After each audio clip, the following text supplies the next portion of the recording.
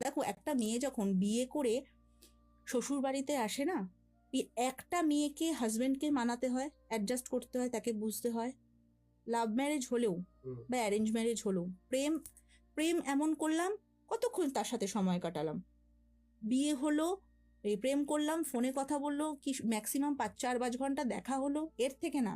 24 ঘন্টা থাকা আর দিনে 4-5 ঘন্টা থাকার মধ্যে কিন্তু আকাশ পাতাল পার্থক্য, তাই না?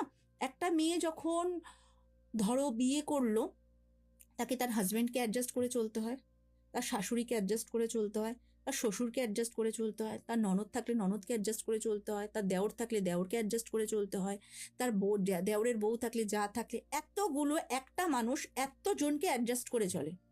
কিন্তু সবাই ওই মেয়েটাকে একজন একজন করে যদি অ্যাডজাস্ট করে, তাহলে এত সমস্যা হয় না। শুধু খুদ বের করবে পরের বাড়ির মেয়ে বলে। এত খুদ কেন? শাশুড়িরা আসেই ছেলের সঙ্গে ছেলের শিয়ালদা চেম্বারে এসছে, উনি কৃষ্ণনগরে থাকে, আমার কাছে এসছে, নতুন বিয়ে করেছে, হাজবেন্ড ওয়াইফ।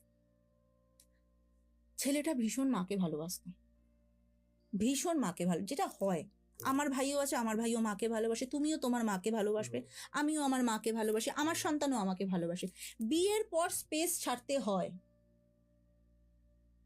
মা মায়ের জায়গাতেই থাকবে, বউ বউয়ের জায়গাতেও থাকবে।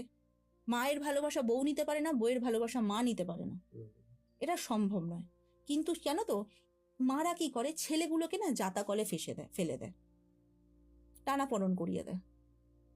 সামান্য সামান্য ছোট্ট ছোট্ট ব্যাপারে এমন করে রিয়াক্ট করবে, সবার আগে এটা কর্তৃত্ব ফলানোর চেষ্টা করবে, তুমি এই বাড়ির পর, আমি এই বাড়ির সব, আমার কথাই শেষ কথা হবে। প্রত্যেকটা শাশুড়ি যেটা করে, প্রত্যেক ঘরে ঘরে এই ঘটনা। কৃষ্ণনগর থেকে আমার কাছে এসছিল শিয়ালদা চেম্বারে, যে ছেলে নতুন বিয়ে করেছে, ছেলে মা ছাড়া আগে কিছু বুঝতো না। ছেলে বিয়ের আগে যা ইনকাম করতো সেটা সব ব্যাচেলার ছেলেরাই যা করে বেশিরভাগ, কিছু কিছু ছাড়া, যে নয় বাবার হাতে দেয় না মায়ের হাতে দেয়। কেন দেয়? হেডেক নেবো না, আমার বাবা আমাকে এখানে ইনভেস্ট করে দেবে, ওটাই আমার সেভিংস থাকবে। যদি এক্সপিরিয়েন্স থাকে বাবা মার, একটু বুঝদার হয়।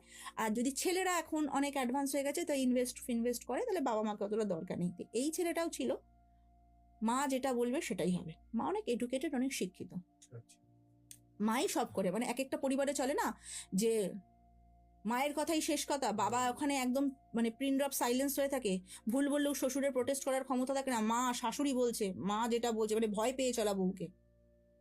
কি করেছে, বউটা যখন বিয়ে করে এসছে, দেখছিলে কি বউ